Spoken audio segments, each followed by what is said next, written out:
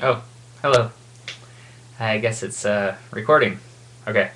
I'm in my new music space in the back room of the house here. It's got some nice blue walls. Okay, so here it goes. Yeah, this is just a video basically talking about four of my favorite songs. I got a list here. I just favorited them. So if you go to my space, you can check out what my favorites are and click, click, click, click, click, click, click on all of them. See what they are. This is like my late 80s kind of thing. Yeah, so here we go. One song I really like. This is actually not so late 80s. This is actually more like sort of early to mid 80s. I can't remember what the actual date is of the song, but it's Berlin, the band Berlin. They did the song called Metro, and I guess it's about like breaking up with your boyfriend and riding on the metro, maybe in England. I guess they call it the metro. Did they? The underground? I don't know. Anyways, yeah. But yeah, it's a cool video. Very 80s.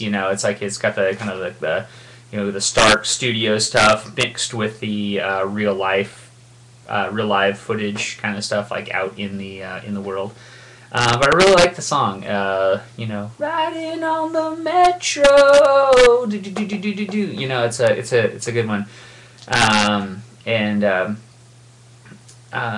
They also did like this song. Berlin also did the song from like the Top Gun soundtrack. I typed in Berlin and I saw that they had done this song from the Top Gun soundtrack, which I can't remember what it is right now, but it's the one from Top Gun. Anyways, yeah, I just kind of felt bad about Berlin there because I was like, I kind of liked you guys, but yeah, the Top Gun song, and another song that I really liked. Now this is like mid to late 80s.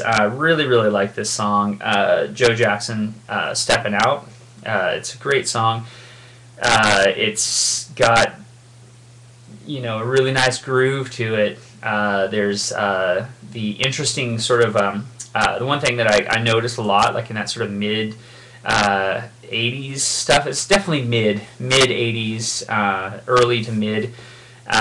There was definitely the sound of the like all of the sounds that were coming into like the mixing board, really like the bassiness, like the synthesizer. There's a lot of synthesizers, a lot of that kind of stuff. I'm sorry, it's kind of confusing. Sorry, but like I'm being confusing. Sorry, but I noticed that like the bell synthesizer solo, maybe like from like a from a Yamaha keyboard, like the DX7 or something like that, or something like that. Like there's like that bell like solo, and it's like a high pitched solo synth sound, and it cuts through the mix. I noticed that a lot. Listen to the Dirty Dancing soundtrack. Listen to like a lot of stuff in the 80s. You'll notice this bell synth sound. John Cougar, Mellencamp. Bruce Springsteen used it a lot in the 80s, and he's got that huge wall of sound, but it cuts right through the mix because it's like in that sort of treble register that maybe where other stuff doesn't really sort of dwell in the EQ range. But you'll notice the bell sound, the bell synth, or even a bell. I mean, like I think Bruce Springsteen might have used, like a xylophone or a glockenspiel or something like that. Anyways, okay, so yeah, Berlin Metro, Joe Jackson, "Steppin' Out." Another song I really liked. This one is from the Streets of Fire soundtrack. You might remember that film, maybe not. It starred Michael Paré. I'm not sure if that's pronounced that way, but he was he played Eddie from Eddie and the Cruisers. That was his heyday, early 80s, like that. And if you guys remember, like if you're living in the United States and had HBO during the 80s, it basically was Eddie and the Cruisers every fucking night for 2 years, 3 years, something like that. So I watched Eddie and the Cruisers probably more than any other film have ever seen. That was on so much. Anyways, good job, HBO. I know you had no content back in those days, so it makes perfectly understandable that you had to take what you could get, right? And you had the rights to this film, and you played it forever. And then I'm sure the like the frickin' fireworks went off when Eddie and the Cruisers 2 came out, so you could capitalize on that shit. Anyways, Michael Pare was the star of this film. Streets of Fire was the name of the movie, and there's a fellow named Dan Hartman. He's passed away. I've heard. Anyway, he wrote the song called "I Can Dream About You." Yeah, that was a song from that movie. If you remember, Rick Moranis plays the what is it, the agent or the manager for the woman star, which I can't remember who the lady was in the film. It's really sad that I forget. Anyways, this video is running really long. She gets this pop star, this female pop star, gets kidnapped by this punk rock gang in like New York or something like that, and what's his name? Willem Dafoe is like the main punk, wears like this everybody in this gang sort of wears this sort of like polyethylene pants with like suspender. Well, I mean, Willem Dafoe does. Anyways, pretty cool. Like just like very scary kind of guy. Anyways, Rick Moranis plays the manager. But they had a stand-in band do the lip sync the song for like the main thing at the end of the video, and end of the movie rather. The same band I think that's in the actual video itself that I had favorited. I seem to remember these guys because I thought it was a black band, but it turns out Dan Hartman is the one who actually sang it and performed it and stuff like that. White guy. I didn't know that at the time, so there you go.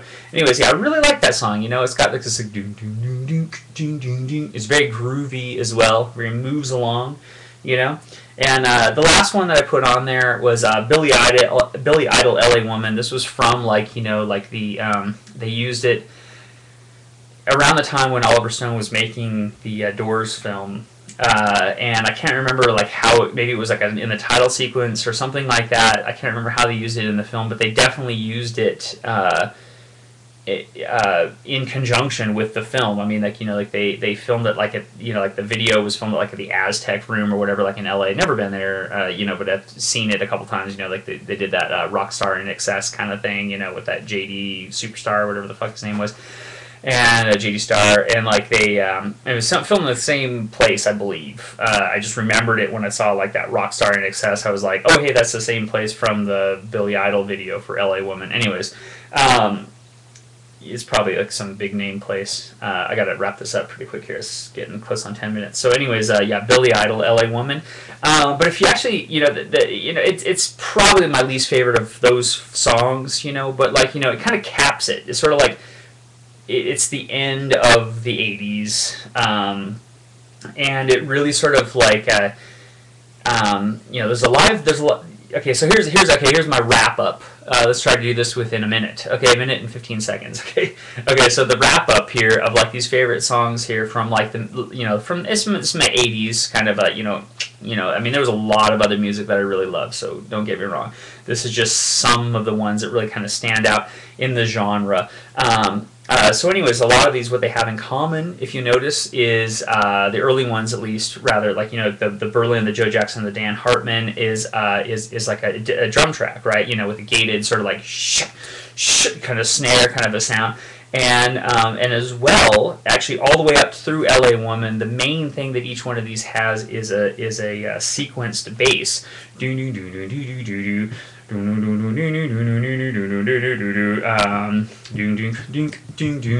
Dan Hartman's wasn't sequenced anyways, but all of them have that kind of like the sequenced bass and drum sound. Anyways, this is really long and ridiculous. So hope you liked the video. This was 4 of my favorite songs from like the 80s that all kind of fit into the genre. Bye.